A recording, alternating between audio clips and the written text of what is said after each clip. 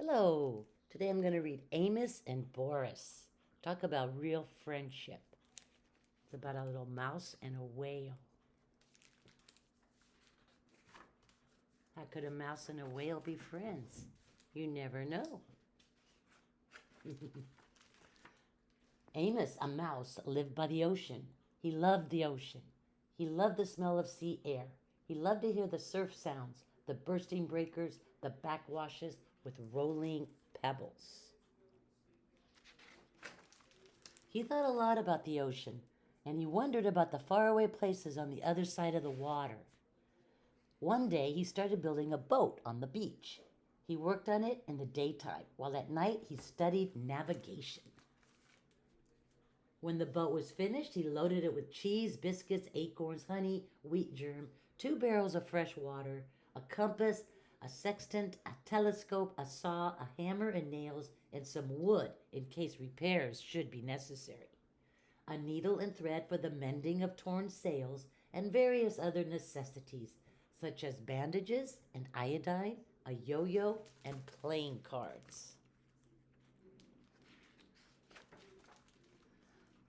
On the 6th of September, with a very calm sea, he waited till the high tide had almost reached his boat.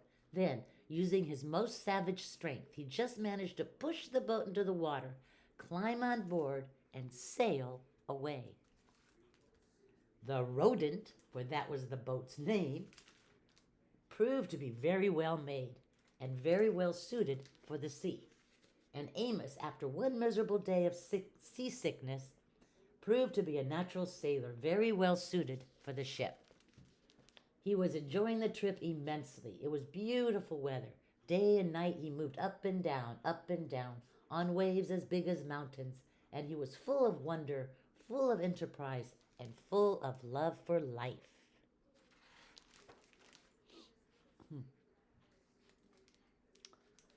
One night in a phosphorescent sea, he marveled at the sight of some whales spouting luminous water, and later lying on the deck of his boat, gazing at the immense, starry sky. The tiny mouse Amos, a little speck of a living thing in the vast living universe, felt thoroughly akin to it all.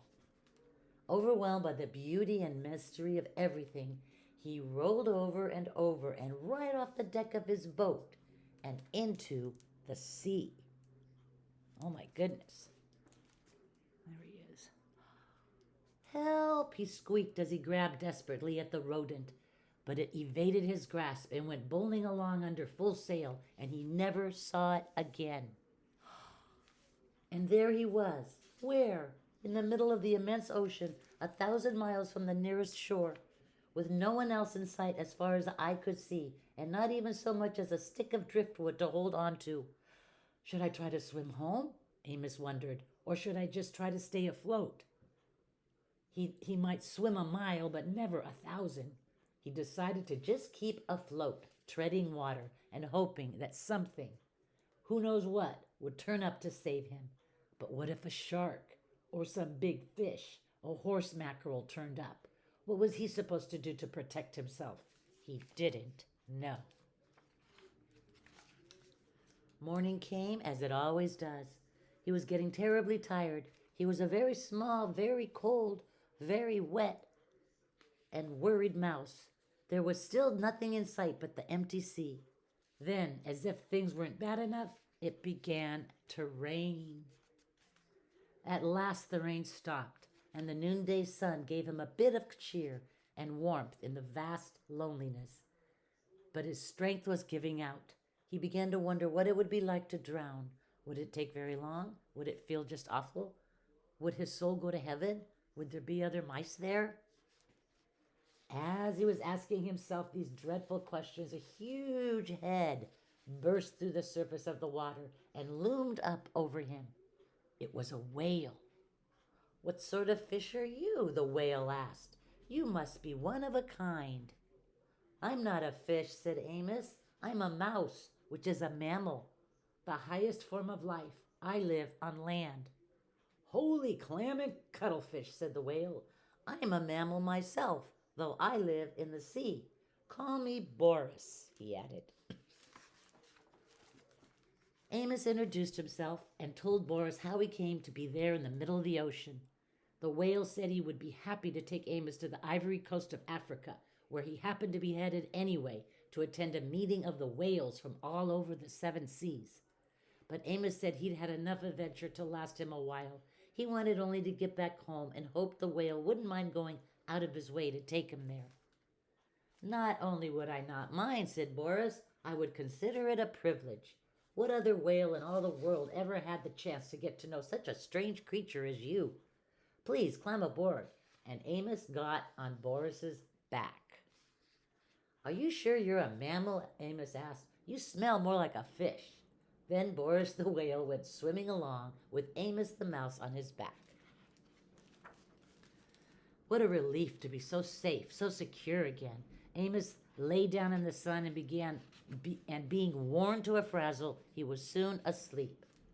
Then, all of a sudden, he was in the water again, wide awake, spluttering and splashing about. Boris had forgotten for a moment that he had a passenger on his back and had sounded. When he realized his mistake, he surfaced so quickly that Amos was sent somersaulting, tail over whiskers, high into the air. Hitting the water hurt, crazy with rage, Amos screamed and punched at Boris until he remembered he owed his life to the whale and quietly climbed on his back. From then on, whenever Boris wanted to sound, he warned Amos in advance and got his okay, and whenever he sounded, Amos took a swim. Swimming along, sometimes at great speed, sometimes slowly and leisurely, sometimes resting and exchanging ideas, sometimes stopping to sleep. It took them a week to reach Amos's home shore. During that time, they developed a deep admiration for one another. Boris admired the delicacy, the quivering daintiness, the light touch, the small voice, the gem-like radiance of the mouse. Amos admired the bulk, the grandeur, the power, the purpose, the rich voice, and the abounding friendliness of the whale. Those are all character traits. They became the closest possible friends. They told each other about their lives, their ambitions. They shared their deepest secrets with each other. The whale was very curious about life on land and was sorry that he could never experience it. Amos was fascinated by the whale's account of what went on deep under the sea. Amos sometimes enjoyed running up and down on the whale's back for exercise. When he was hungry, he ate plankton. The only thing he missed was fresh, unsalty water.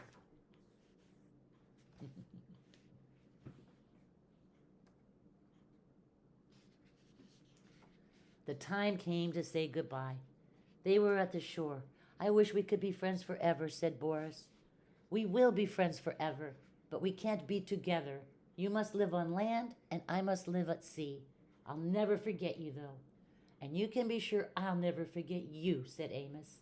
I will always be grateful to you for saving my life, and I want you to remember that if you ever need my help, I'd be more than glad to give it. How he could ever possibly help Boris, Amos didn't know, but he knew how willing he was. The whale couldn't take Amos all the way into land. They said their last goodbye, and Amos dived off Boris's back and swam to the sand. From the top of a cliff, he watched Boris spout twice and disappear. Boris laughed to himself. How could the little mouse ever help me? Little as he is, he's all heart. I love him, and I'll miss him terribly. Boris went to the conference off the ivory coast of Africa and then went back to a life of wailing about, while Amos returned to his life of mousing around, and they were both happy.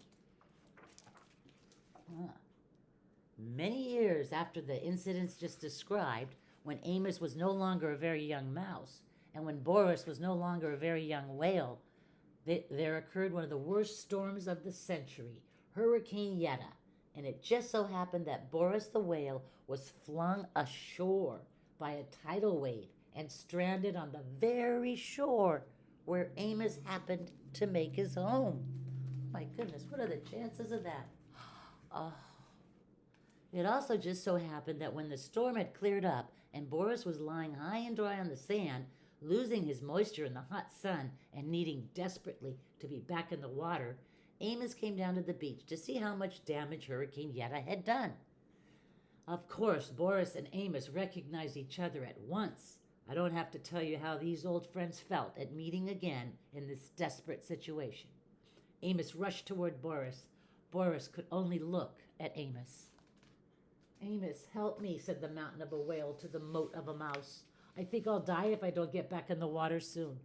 Amos gazed at Boris in an agony of pity. He realized he had to do something very fast and had to think very fast about what it was he had to do. Suddenly, he was gone. I'm afraid he won't be able to help me, said Boris to himself. Much as he wants to do something, what can such a little fellow do? Just as Amos had once felt all alone in the middle of the ocean, Boris felt now lying alone on the shore.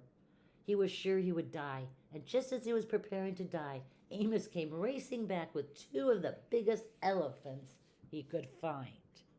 Pretty smart. Without wasting time, these two good-hearted elephants got to pushing with all their might as Boris's huge body until he began turning over, breaded with sand, and rolling down toward the sea. Amos, standing on the head of one of the elephants, yelled instructions, but no one heard him. In a few minutes, Boris was already in water, with waves washing at him, and he was feeling the wonderful wetness. You have to be out of the sea, really, to know how good it is to be in it, he thought. That is, if you're a whale. Soon he was able to wiggle and wriggle into deeper water. He looked back at Amos on the elephant's head. Tears were rolling down the great whale's cheeks. The tiny mouse had tears in his eyes, too. Goodbye, dear friend, squeaked Amos. Goodbye, dear friend, rumbled Boris, and he disappeared in the waves. They knew they might never meet again. They knew they would never forget each other. The end. Pretty sure you have some friends like that. Have a great day. Bye-bye.